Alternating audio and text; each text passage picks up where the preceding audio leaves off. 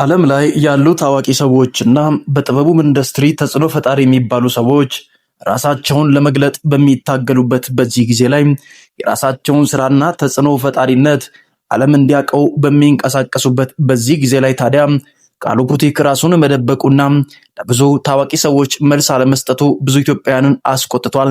አሁንማ ጉዳዩ የረገበ እንቅስቃሴውም እየቀዘቀዘ መሆኑ በሚነገርበት በዚህ ጊዜ ብዙዎቹ ቁጣቸውን እየገለጡ ምነው ራሱን እንደ ታዋቂ ሰውና እንደ ትልቅ ተጽዕኖ ፈጣሪ የሚመለከተው ምንድነው? ገና ልጅ ነው። በዛ መካከል ደግሞ ገና 1 ሚሊዮን እና 2 ሚሊዮን ፎሎወር ቲክቶክ ላይ ይዟል። ኢንስታግራም ላይ ጥቂት ፎሎወሮችን ይዞ በዚህ ልክ መኩራራቱ ምንድነው? የእግር ኳስ ተጫዋቾችም ሆኑ ብዙዎቹ ዓለም ላይ ታዋቂ የሚባሉ ሰዎች ራሳቸውን በዚህ ልክ አልቆለሉም። ምንድነው የዚህ ልጅ ነገር እያሉ ይቀጥላሉ። ይህንን ተከትሎ ታዲያ አዳዲስ እና ሰበር መረጃዎች ቃሉ ፑቲክን አስመልክቶ ዛሬ መውጣታቸው ብዙዎችን ያስገረመ ጉዳይ ሆኖ ይቀጥላል። ውድ የቻናላችን ቤተሰቦች እዚህ ቻናል አዲስ ከሆናችሁ ቻናላችንን ሰብስክራይብ በማድረግ የደወል ምልክቷንም በመጫን ሐሳብ አስተያየታችሁ እጅጉን ስለሚገነባን በሐሳብ መስጫ ሳጥን ላይ እንድታሰፍሩ ስል በታላቅ አክብሮትና ትህትና ጠይቃችኋለሁ። ይህ ሰላም ሚዲያ ነው። የሚሰጠው ቦታ ምን አይነት ነው የሚሉ ሰዎች ይበራከታሉ። ነገር ግን የልጁ እንቅስቃሴ አንዳንድ ጊዜ አለው ማለትና ይውኝ ማለት ደብቁኝ ማለትን ያመጣል የሚሉ ሰዎች ይበራከታሉ። አንዳንድ ጎራዎች ደግሞ ልጁ በጣም አካበደ፣ ራሱን እንደማን ነው የሚቆጥረው፣ ዓለማችን ላይ ያሉ ከዋክብቶችም ሆኑ ታዋቂ የስፖርት ሰዎችና የፊልም ኢንዱስትሪ ላይ ያሉ ትላልቅ ሰዎች ራሳቸውን በዚህ ልክ አላካበዱም። ስለዚህ ምንድነው ራሱን እንደ ትልቅ ነገር የሚያየው? ሚዲያ ላይ ታዋቂ ለመባል ተንቀሳቀሰም፣ ከዛን በኢትዮጵያን እና በአንዳንድ ሰዎች እንቅስቃሴ ፌመስ ሆኖ ወይም ታዋቂነቱ መጣ እንጂ በዚህ ልክ ምን አይነት ተጽዕኖ ፈጠረ? በዚህ ልክ ራሱን የሚደብቅበት ምክንያት ምንድነው ሲሉ ይደመጣሉ። ይህንን ተከትሎ የልጁ ምላሽ በተቃውሞ ሆነ በአንዳንድ ሰዎች ደግሞ አድናቆትም ምንም አይነት ምላሾችን ሳይሰጥ መጓዙ ብዙዎችን ያስገረመ ጉዳይ ሆኖ ይቀጥላል። ይህንን ተከትሎ ታዲያ ራሱን እንደ ምንድነው የሚቆጥረው የሚሉ ሰዎች ቢበራከቱም አንዳንድ ሰዎች ቅሬታቸውን ለማሳወቅ ቢሞክሩም ነገር ግን አንዳንድ ጊዜ ቶሎ ብሎ ምላሽ መስጠት ምንም እንዳልሆነ ለማሳየት ቃሉ ፑቲክ ዝምታውን እንዳስቀጠለ የታወቀ ጉዳይ ሆኖ ይቀጥላል።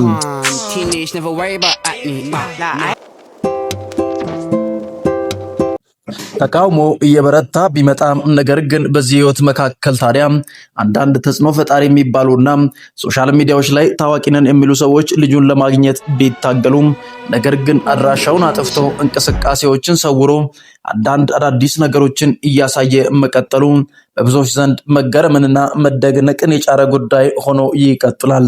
የእውነት ቃሉ ፑቲክ ማን ነው? የት ነው የሚገኘው? የሚለው ጥያቄ እስካሁን ድረስ መልስ አለማግኘቱ ጥያቄ ውስጥ ቢከተንም ነገር ግን ለአንዴና ለመጨረሻ ጊዜ አዳዲስ እና ሰበር መረጃዎች መሰማታቸው ደግሞ እጅግ ነገሩን አስገራሚ ሆኖ እንዲታይ አድርጎታል። አሁን ባለው የህይወት መንገድና እንቅስቃሴ ዝነኝነቱ እየጨመረ በኢንስታግራም ገጹ ታዲያ ብዙ ሚሊዮን ገንዘቦችን እየሰራ እንደሆነ ይነገርለታል።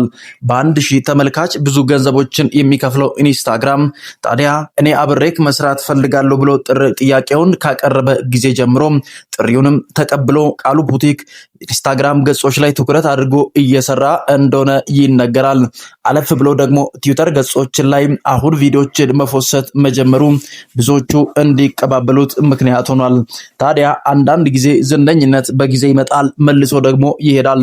ታዋቂ የሚባሉ ሰዎች ከጥቂት ዓመታቶች በኋላ የሚያውቃቸው ሰዎች ሲጠፉና ናንቱ ማን እንደሆኑ ቼክ የሚያደርግ ሰው መጥፋቱ ብዙዎችን ግራ ቢያጋባም ነገር ግን አንዳንድ ጊዜ ዝነኝነት ልክ እንደ ጤዛ ነው። ቶሎ ብሎ ታይቶ ብዙ ጊዜ ረጅም ዓመታቶችን እንዲጓዙ ለማድረግ ፈታኝ ሆኖ እንደሚቀጥል ይነገራል። ታዲያ በዚህ ህይወት መካከልና አጋጣሚ የህይወት መንገድ ውስጥ አንድ ፈተናዎች ብቅ ይላሉ። ቃሉ ፑቲክ ራሱን የጠበቀበት ወይም የደበቀበት የህይወት መንገድ ነው ተብሎ የሚነገረው ብዙ ሰዎች የራሱን ጥቅም ሳይሆን የራሳቸውን ጥቅም ለማስከበር ሲሉ ልጁን እንደፈለጉት እንደሆነና ከራሱ አለፍ ብሎ ደግሞ ሌሎች እንዲተርፍ ለማስገደድና አንዳንድ አጋጣሚዎችን ለመጠቀም ነው ሲሉ ብዙዎቹ ንግግራቸውን ይቀጥላሉ። አሁን በተሰሙ መረጃዎችና እንቅስቃሴዎች መሰረት ታዲያ የቃሉ ፑቲክ አሁን ባለው የህይወት መንገድና እንቅስቃሴ ብዙዎቹ ቅሬታቸውን እያቀረቡ ቢሆኑም ነገር ግን አሁን ባለው የህይወት መንገድና እንቅስቃሴ ታዲያ አዲስ ነገሮችን ይዞ ብቅ ማለቱ ተሰምቷል። ዲላን ፔጅ ኢትዮጵያ መግባቱን ተከትሎ ብዙዎቹ እየተቀባበሉትና የአዲስ አበባን ጉብኝት ቀለፍ ብሎ ደግሞ አንዳንድ የኢትዮጵያ ክልሎች ውስጥ የተዘዋወረ ቪዲዮዎችን እየሰራ እንደሚገኝ እየታወቀ ጉዳይ ሆኖ ይቀጥላል። ዲላን ፔጅ ኢትዮጵያ ውስጥ ታዲያ እንዴት ሊመጣ ቻለ? አንዳንድ ሰዎች እንግዲህ በሰሩት ቪዲዮ መሰረትና አዶናይን ተከትሎ አዲስ ነገሮችን በሰዓቱ ለመስማት ብንሞክርም በስተመጨረሻ ንግግሩ እውን ሆኖ አዶናይና ዲላን ፔጅ ተገናኝተው ቀጥታ ደግሞ ወደ ኢትዮጵያ መምጣታቸው ታውቋል። ይህንን ተከትሎ ታዲያ እንቅስቃሴዎች ቆንጆ ሆኖና የሰዓቱ ቪዲዮዎች የተሰሩ መለቀቃቸውን ተከትሎ አሪፍ ነገሮች እየተሰሙ ይቀጥላሉ።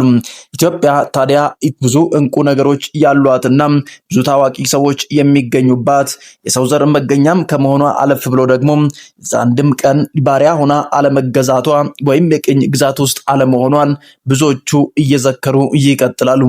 ዲላን ፔጅ ለመምጣት የደፈረባትንና ብዙ ታዋቂ ሰዎች መጥተው የጎበኟትን ኢትዮጵያን ታዲያ ቃሉ ቡቲክ ለምን ሆኖ ነው ታዲያ ኢትዮጵያ ውስጥ ራሱን አሳይቶ ገልጦ ለመንቀሳቀስ ያፈረባት የሚሉ ሰዎች ይበራከታሉ።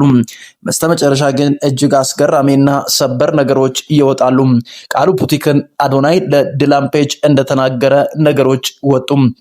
ይህንን ተከትሎ ታዲያ ዲላን ፔጅ አሁን ባለው የህይወት መንገድና እንቅስቃሴ ውስጥ ታዲያ ይህ ልጅ የእውነት ኢትዮጵያዊ ከሆነ ላገኘው ፈልጋለሁ ብሎ ለአዶናይ መልስ መስጠቱ ይነገራል።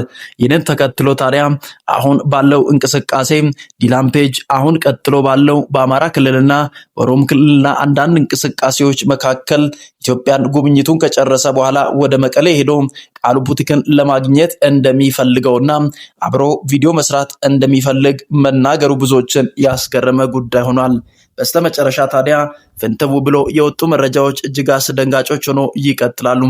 ቃሉ ቡቲክ የሚባል ልጅ የለም፣ ነገሩ እየተሰራ የነበረው እስከዛሬ ድረስ በኤአይ ነው የሚሉ መረጃዎች መውጣታቸው ብዙዎችን ያስደነገጠ ጉዳይ ሆኖ ይቀጥላል። ልጁ የለም ተብሎ ይነገራል። የራሱን ቪዲዮ ቤት ውስጥ ቁጭ ብሎ የሚሰራ አንድ ሰው እንደሆነና ከዛ ውጭ ደግሞ ኤአይ ቪዲዮችን እየሰራ ነገሩ እየተንቀሳቀሰ እንደሆነ እየተነገረ ይገኛል።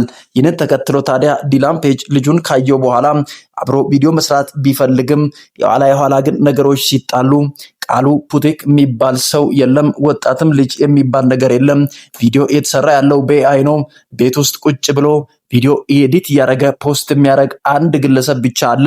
ባለፈውም ደግሞ አዲስ አበባ መጥቷል ተብሎ የተሰራው ፎቶ በኤአይ እንደሆነ ደርሰንበታል የሚሉ መረጃዎች ወጥተዋል። ውድ የቻናላችን ቤተሰቦች እጅግ አስገራሚ ነው። ዲላን ፔጅ ከቃሉ ጋር ቪዲዮ መስራት ቢፈልግም ነገር ግን ቃሉ አሁን ባለው ሁኔታ ዝምታን መምረጡ ብዙዎችን ያስገረመ ጉዳይ ሆኖ ይቀጥላል። ኤአይ መሆኑ መረጋገጡ እንዴት አያችሁ? ሐሳብ አስተያየታችሁን ኮሜንት ላይ አስፍሩ። የተሰማችሁን ሐሳብና ቃሉን ቡቲክን አስመልክቶ የወጡ መረጃዎችን ስትመለከቱ ምን ተሰማችሁ? ሐሳብ አስተያየታችሁን ኮሜንት ላይ አስፍሩ። በቀጣይ አዲስ ትኩስ ሰበር መረጃ እስከምንገናኝ ቻናል አዲስ ከሆናችሁ ቻናላችንን ሰብስክራይብ በማድረግ የደወል ምልክቷንም በመጫን ቤተሰብ እንድትሆኑ ስል በታላቅ አክብሮትና ትህትና ጠይቃችኋለሁ። በቀጣይ ትኩስ አዲስ ሰበር መረጃ እስከምንገናኝ ድረስ ባላችሁበት ሁሉ በፈጣሪ ሰላም ተጠበቁ። ቸር ቆዩ፣ ቸር ሰንብቱ እላለሁ። ይህ ሰላም ሚዲያ ነው።